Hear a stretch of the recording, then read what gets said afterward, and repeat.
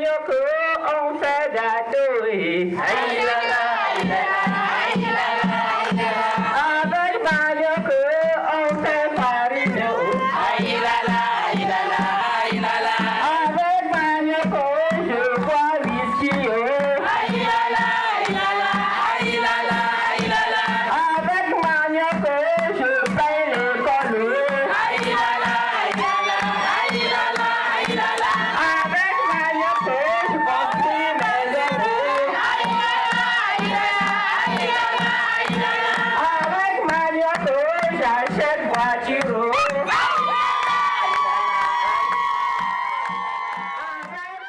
Dans le manioc, on ne paie rien. C'est-à-dire que tout est utile. Ça, c'est un élément de la composition de la provende pour bétail. Avec manioc, je bois whisky. Dans les années 2020-2025 par là, le manioc ne sera plus considéré comme une culture pauvre.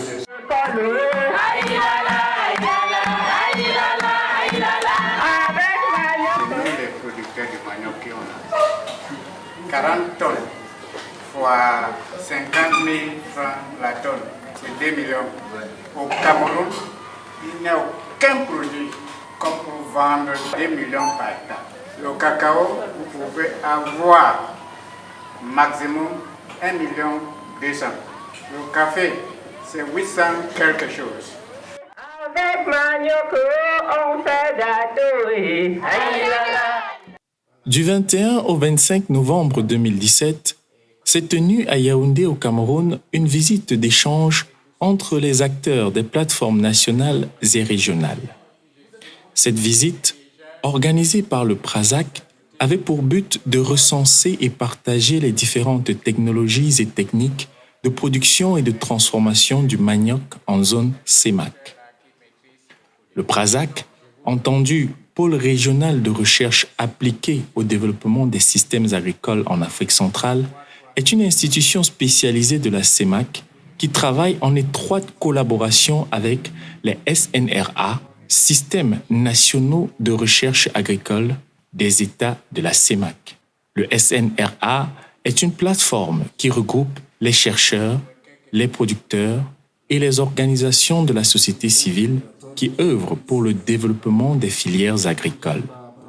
La CEMAC a cru bon faire en sorte que le PRASAC devienne une institution spécialisée, donc qui contribuerait par son approche à l'intégration de la sous-région, par la recherche agricole et qui devrait également se préoccuper des questions liées à la sécurité alimentaire, à la lutte contre la pauvreté dans notre sous-région.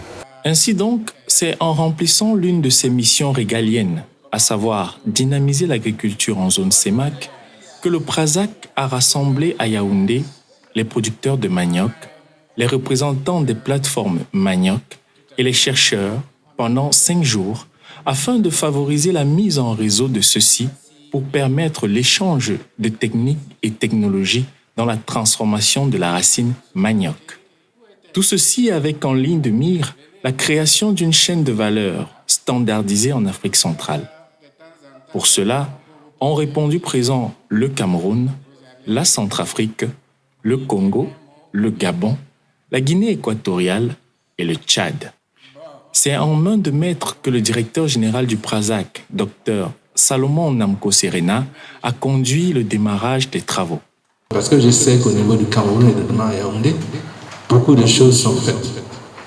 Beaucoup de choses sont faites, je les ai vues de mes propres yeux et ce n'est pas par hasard que Yaoundé a été choisi pour cette première rencontre. Donc il vous appartiendra de prendre le taureau par les cornes et surtout de saisir toutes les minutes que vous aurez à vivre à Yaoundé pour que cette rencontre puisse être un véritable succès.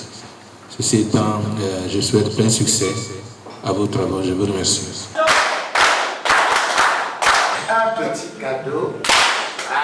After the presentation, you will have to exchange. You will have to sell your product, and somebody must be able to buy. And so, in that exchange, you will say everything that you think is good or bad, and what you have bought. and this will constitute what we call the result or the take-home of this exchange visit. Le PRASAC a, dans le cadre de son appui, donné un coup de main au bureau de la plateforme sous-régionale pour lui permettre d'inviter un certain nombre de représentants des plateformes nationales des 6 pays afin qu'ils puissent se retrouver et partager leur savoir-faire. Il faudrait que les hommes, il faudrait que les femmes, il faudrait que les jeunes qui produisent, qui sont dans nos différents bassins, etc., il faut qu'ils se retrouvent pour échanger entre eux et voir dans quelle mesure ils peuvent promouvoir d'abord le commerce au niveau national et également au niveau sous-régional. Il faut qu'il y ait un brassage, il faut qu'il y ait des échanges. Le premier jour des travaux était consacré à une présentation sur les boutures de manioc. Car tout commence par les boutures. Cette communication a permis de cerner les activités, les difficultés rencontrées par les semenciers et la diversité variétale. Si en zone CEMAC, il existe aujourd'hui des variétés améliorées par la recherche avec des noms scientifiques standards, il faut noter que dans chaque pays membre, il existe aussi plusieurs variétés traditionnelles. Il était donc question que chaque plateforme présente les variétés existantes et les noms d'appellation, ce qui a constitué le premier panel. Au niveau du Cameroun, vous avez la 8061, qui est une variété qui avait été développée par l'Irak. Vous avez Zievomobodze. Qu'est-ce que la famine peut me faire? Ça veut dire que c'est après 3 mois, 4 mois, vous pouvez déjà avoir quelques petites racines que vous pouvez consommer. Nous avons la 8034, Mambikili, Afuba, Ngonomvan et puis Dogaoudou. En dehors du MM96, MM96, il y a par exemple la variété quinine, le cultivar quinine. Quinine, ça veut dire quoi? Ça veut dire que c'est une variété très amère qui rappelle la quinine. En RCA, jusqu'aujourd'hui, il n'y a pas un semencier de manioc. La recherche même a intensifié la production de boutures grâce à la crise. Le CSR a introduit 4 nouvelles variétés et qui sont en test au niveau de la recherche pour être diffusées. Nous avons au niveau de la recherche 110 variétés de manioc, des variétés locales et des variétés améliorées. Mais en ce moment, les variétés que nous produisons beaucoup, c'est les variétés que l'ITA a importées. Donc c'est la TME 225, la RB 89/509 et les 94/106. Donc c'est des variétés à haut rendement et des variétés tolérantes à la mosaïque. De ce premier échange, l'on peut retenir que chaque pays de la sous-région possède des variétés de manioc traditionnelles et améliorées qui lui sont propres. Ces variétés ont toutes des propriétés nutritionnelles similaires. En plus, si la recherche a donné des noms aux variétés, les producteurs ont quant à eux nommé un fait historique, la sensibilité et le comportement des boutures dans leur région. Une fois les variétés recensées, place au second échange du séminaire qui constituait le point essentiel de la rencontre, à savoir présenter les principaux produits dérivés de la racine manioc dans chaque pays. On est venu à cette visite d'échange et on a eu cette opportunité de présenter nos produits à base de manioc. On a commencé par d'abord les feuilles, on a les galettes de manioc, les garis qu'on a présentés ici, on a les cossettes. On va au moulin pour moudre maintenant. On fait la farine de manioc pour faire la boule de manioc. Et c'est ça notre plat de résistance là-bas. Et il y a aussi l'alcool de traite qu'on peut faire à base de manioc aussi. Mais cette fois-ci, on essaie de mélanger avec du maïs. Nous avons amené le type de qualité de manioc que nous fabriquons au Congo, Congo-Brazzaville. Nous avons premièrement les chikwang, nous avons les maniocs durs là qu'on appelle le mburutu. Et nous avons les maniocs qu'on coupe en petits morceaux et on prépare ça, on appelle ça mayak mankatu. Nous avons 3 différentes transformations que nous avons présentées. Du manioc en bâton, des 2 manières de transformation. Il y a le manioc en bâton simplement transformé, mais qui vient tout droit du sud du Gabon. Nous avons également autres manioc en bâton, mais beaucoup plus raffinés, qui viennent de la région du Grand Nord du Gabon. C'est-à-dire là on est au niveau de l'association Anisok de Bitam. Je peux dire presque à la frontière Gabon-Cameroun. Juste à côté de ces 2 transformations de la racine manioc, il fallait présenter les Kassadak. La filière manioc est une filière d'avenir, car le manioc est une plante comestible des feuilles à la racine.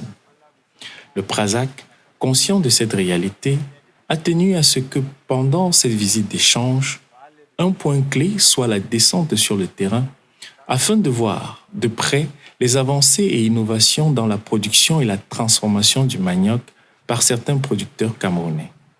Pour cela, les participants se sont rendus à Benguela, à 15 km au sud de Yaoundé, dans une usine locale de fabrication d'amidon. Puis, ils se sont rendus à Oveng, au siège de la coopérative Sokopmatpa, pour se faire une idée de ce que le Prasac appelle chaîne de valeur manioc. À Benguela, les racines manioc sont transformées en amidon.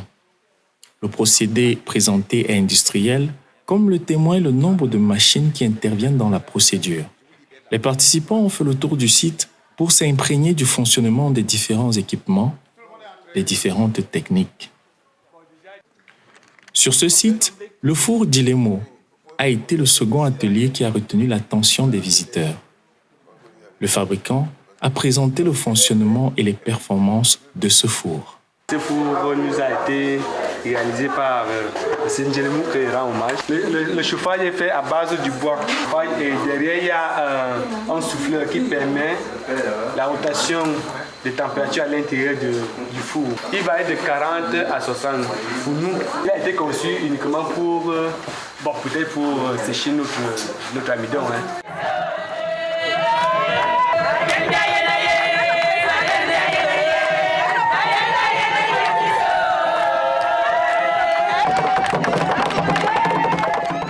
Par la suite, les femmes de la coopérative Sokopmatpa de Oveng vont faire une démonstration grandeur nature de leur technique phare de transformation des feuilles et racines manioc. Si à l'usine de Benguela, lors de la fabrication de l'amidon, la peau de manioc est utilisée pour l'enrichissement des provandes, à Oveng, les participants vont se rendre compte que la peau de manioc sert aussi à la fabrication d'une farine spéciale pour pâtisserie et que les feuilles de manioc peuvent servir, en plus de l'alimentation humaine, dans la fabrication de la teinture pour vêtements. Nous essayons à notre niveau de faire aussi, de produire le vin, parce que rien du manioc ne part plus en brousse.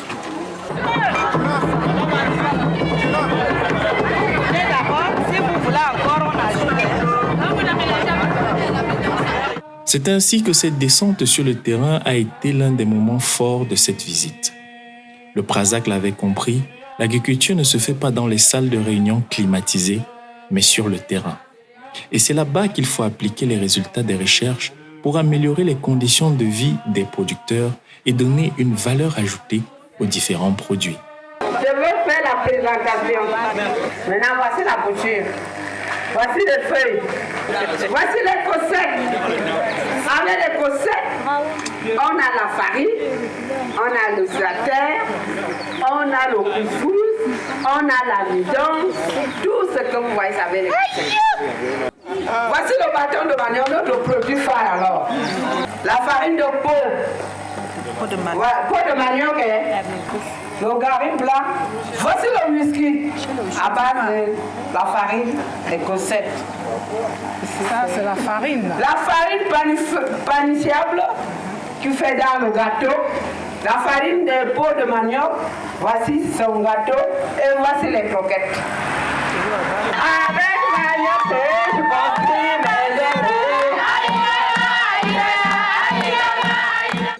Au fur et à mesure que les participants échangent entre eux, ils se rendent compte qu'en matière de transformation du manioc, de nombreux mets à base de manioc sont similaires et d'autres bien spécifiques. Bon, en ce qui concerne les galettes que j'ai amenées, c'est les mêmes procédés qu'on utilise pour faire les galettes de la farine. Il suffit de remplacer seulement la farine par la farine de manioc. Et puis, les épices que j'utilise, c'était pour donner beaucoup plus la valeur nutritionnelle. Que je mets soit le manioc, soit je mets du sésame, soit j'ajoute les grains de nigel par exemple. Et ça se conserve longtemps, ça peut rester même 6 à 8 mois. Donc à l'air libre, donc les gens ils préfèrent voyager avec. Je suis amené le manioc préparé à différentes manières. On a amené l'encona mélangé avec la fleur des palmiers. C'est ce qu'on appelle en patois un surunkona. Et on a amené l'encona mban qu'on mélange les maniocs avec l'huile de palmier. Et l'autre manière de préparer, on a amené un cona avec l'arachide, un cona owono. C'est mélanger l'arachide, les crevettes, la manioc aussi. On mélange ça, on attache dans le feuille. Après, on a amené une manière de préparer le pain traditionnel des manioc. On appelle ça piso. On a amené deux qualités de pain traditionnel des manioc là. Piso mélangé avec les coconuts qu'on a amené. On a amené 5 variétés de préparer les manioc. Gari Light, c'est une boisson aliment à base de nectar de semoule de gari et enrichie aux fruits, épices et légumes de chez nous. Nous avons aussi présenté Gari Plus. Nous avons aussi présenté le Gari chaud pour foufou, Couscous Kanda Plus. Couscous Kanda Plus, c'est un concept de faire un kit d'aliments instantanés complet. Nous avons Miondonini. Miondonini, c'est des nouilles à base de nos fécules et racines et tubercules, notamment le manioc. Rendu au 4e jour du séminaire, pour le Prasac, la moisson tient la promesse des fleurs. Les participants sont de plus en plus impressionnés par les méthodes traditionnelles propres à chaque pays dans la transformation du manioc. Ces échanges sont intéressants, d'autant plus qu'on se rend compte que, dans certains pays, certaines plantes bien connues qui ne sont pourtant pas utilisées sont capitales pour la filière manioc. C'est le cas de la fleur marguerite, utilisée au Cameroun comme biofertilisant et biopesticide, ou les fleurs de palmier et les extraits de noix de coco utilisés en Guinée équatoriale comme assaisonnement dans la cuisson des mets particuliers faits à base de racines manioc, le sunkona et le piso respectivement. Il y a déjà une chaîne de solidarité qui s'est créée. Et au fur et à mesure que le temps passe, les gens font des échanges porteurs et tout. Ça m'a vraiment marqué. Des gens qui au départ ne se connaissaient ni d'Elta ni d'Adam, qui instinctivement se mettent ensemble et décident de continuer. Ça veut dire que ce que nous sommes venus faire ici, l'idée avec laquelle nous sommes arrivés va vraiment aller loin. Je peux déjà m'approprier de ces échanges pour aller implémenter ça chez nous. Un autre point important de cette visite d'échange était la notion de coopérative. En effet, l'industrialisation ou le développement de la filière manioc ne peut se faire avec des petits producteurs isolés. Le Prasac, dans sa stratégie, met un accent particulier sur le regroupement des producteurs isolés en coopérative afin qu'ils parlent d'une seule voix et constituent un partenaire fiable face aux bailleurs de fonds et aux investisseurs de tout ordre. En créant des coopératives, les petits producteurs mettent ensemble leur production pour constituer un fournisseur de quantité capable d'intéresser les industriels, et c'est ainsi qu'on peut mettre sur pied une chaîne de transformation allant de la production à la commercialisation d'un produit normalisé. Les produits doivent être caractérisés dans des laboratoires, par exemple le manioc, la variété, chaque variété doit avoir sa fiche technique de caractérisation agroalimentaire dans un laboratoire de renommée et qu'il soit produit partout ailleurs, la même variété, cette fiche est applicable. La deuxième chose maintenant, c'est le procédé de transformation, la standardisation ou bien la normalisation qui doit accompagner cela. C'est la pureté variétale qui doit être garantie. À partir de cette pureté variétale, nous associons à cela les caractéristiques agroalimentaires standardisées dans un laboratoire de renommée. Standardiser les procédés de fabrication et créer une chaîne de valeur unique de transformation de la racine manioc serait le fer de lance pour le développement de cette filière. C'est fort de ce postulat et convaincu de la faisabilité que le PRASAC a convié les chercheurs à cette visite d'échange. En effet, la majorité des produits dérivés du manioc dans tous les pays CEMAC s'obtiennent après une étape importante qui est le rouissage. Au cours de la mise en œuvre du projet manioc, implémenté par le PRASAC et ses partenaires, la recherche a développé et mis à disposition des producteurs un produit qui est en cours d'évaluation sur le terrain, mais dont les résultats sont déjà intéressants. C'est le statère. C'est de la farine utilisée pour faciliter le rouissage.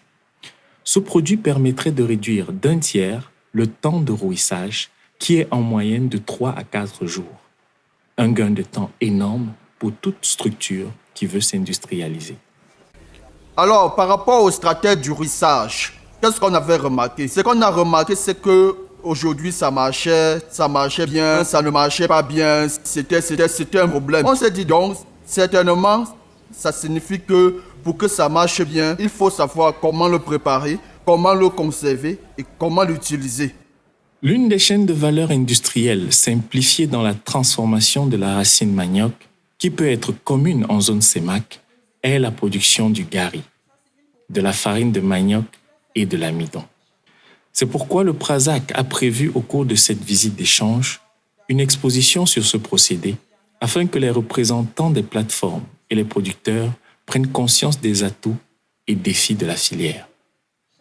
Mais pour y arriver, il faudrait absolument passer par la mécanisation de la culture du manioc, ce qui n'est pas encore chose acquise. Pour nous qui revenons du Gabon, la mécanisation ici a un intérêt pour nous, ce qu'il permettrait déjà de rendre un certain nombre de tâches aisées, notamment dans le râpage.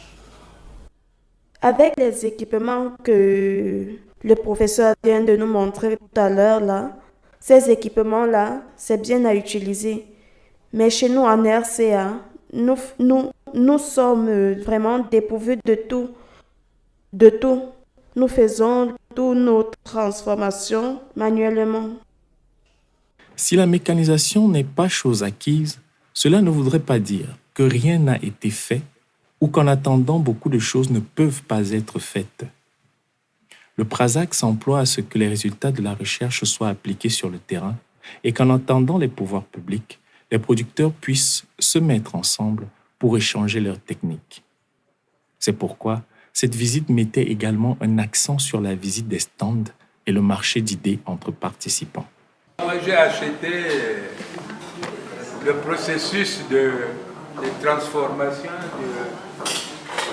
de manioc en biscuit et à laquelle on a ajouté une plante que je découvre sur Internet là, et c'est une plante miracle, Nigella sativa. Et cette plante contient beaucoup d'éléments intéressants, notamment de la vitamine, du potassium, du calcium, supérieur à 1000 grammes de potassium, 1600 grammes de potassium pour 100 grammes de produit.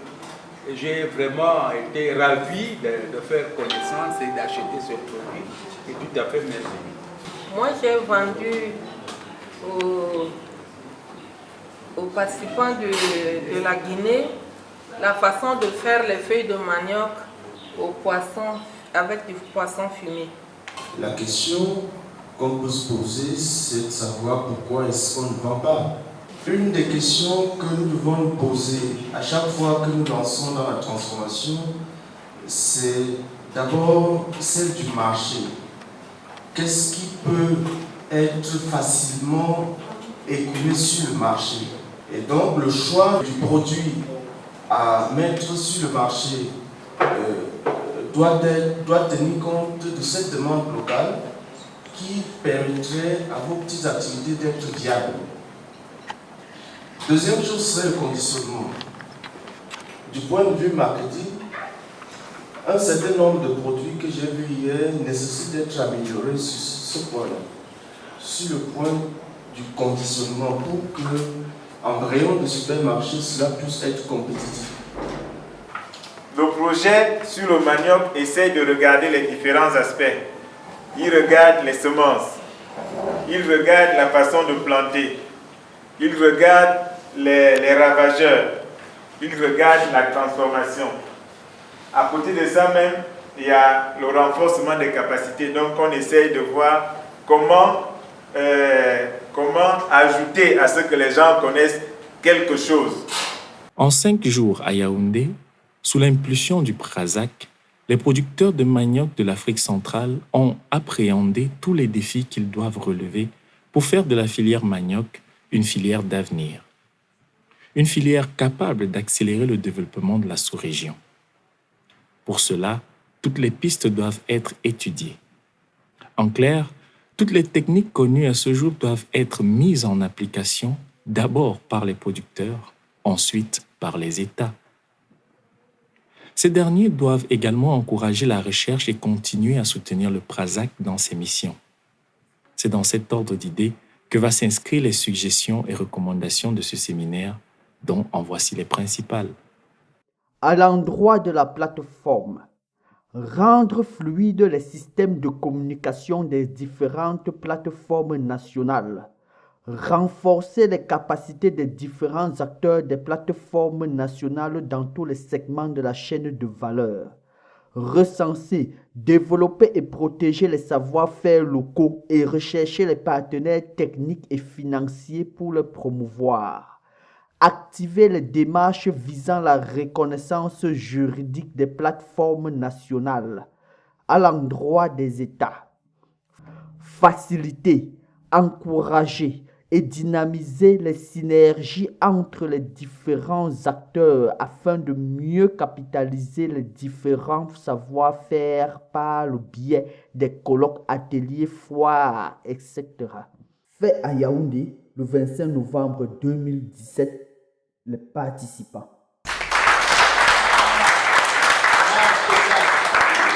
Pour le secrétariat.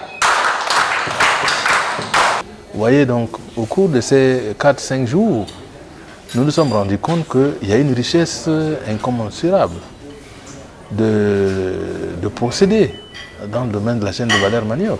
Mais ça, ce n'était pas su.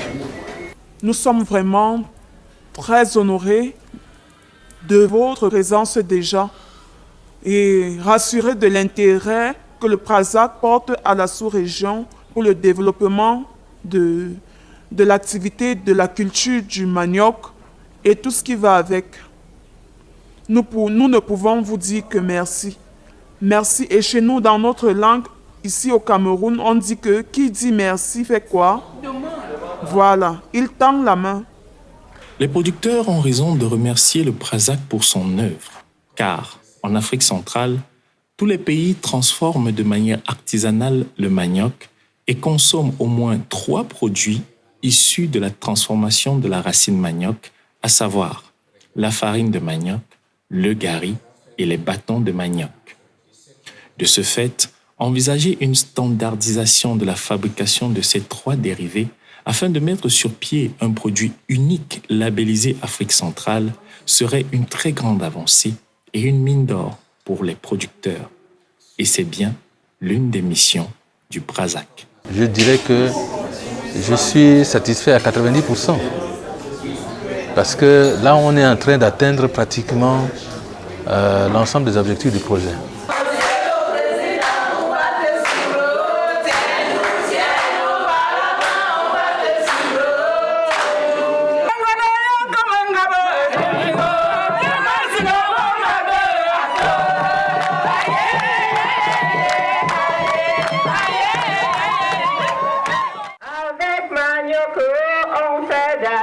oui. Avec manioc, on fait farine.